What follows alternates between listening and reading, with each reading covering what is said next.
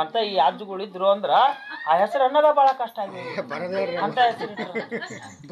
ಹಾ, ಒಂದು ಮಗಳು ಹುಟ್ಟಿಲ್ಲ ಅಂತ ಆಕೆಗೆ ಶ್ವೇತಾಂಬರಿ ಅಂತ ಇಟ್ರಂತೆ ಹೆಸರು. ಶ್ವೇತಾಂಬರಿ. ಹಾ, ಶ್ವೇತಾಂಬರಿ ಅಂತ ಇಟ್ಲಿ. ಇನ್ನೊಂದು ಹೆಸರು ಇಟ್ಲು. ಏನ್ ಮಾಡ್ಬೇಕು? ನವಂಬರ್ ಅಂತ ಇಟ್ಬಿಡ್ರಿ ಅಂತ. ಆಯ್ತು ಹೇಳ್ಯಾರಂದ್ರೆ ಹೋಮ್ ಮಿನಿಸ್ಟರ್ ಹೇಳಿದ್ ಕೇಳಲೇಬೇಕಲ್ಲ. ಅವ್ರು ಹೇಳಿದ ಹೆಸರು ಆಯ್ತು ನವಂಬರ್ ಅಂತ ಇಟ್ಟಿವಿ. ಇನ್ನೊಂದು ಹುಟ್ಟುಬಿಡ್ತು. ಡಿಸೆಂಬರ್ ಇರ್ತಾರೆ ಅದೊಂದು ಇಡ್ರಿ.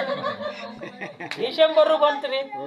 ಇನ್ನೆಲ್ಲ ಹೋದು ಡಿಸೆಂಬರ್ ಮುಗಿದ್ಮೇಲೆ ಇನ್ಯಾವ ಡಿಸೆಂಬರ್ ಮುಗಿತು ಇನ್ನೂ ಒಂದು ಆಗ್ಬಿಡ್ತು. ಇದಕ್ಕೇನು ಇಡೋಣ ಅಂದ್ರು. ಎಲ್ಲಾ ಹುಡುಕಿದ್ರು. ಅಯ್ಯ ಅದಕ್ಕೆ ಯಾಕೆ ಹುಡುಕ್ತೀರಿ? ದಿಗಂಬರ್ ಅಂತ ಐತಲ್ಲ, ದಿಗಂಬರ್ ಅಂತ ಹಂಗ.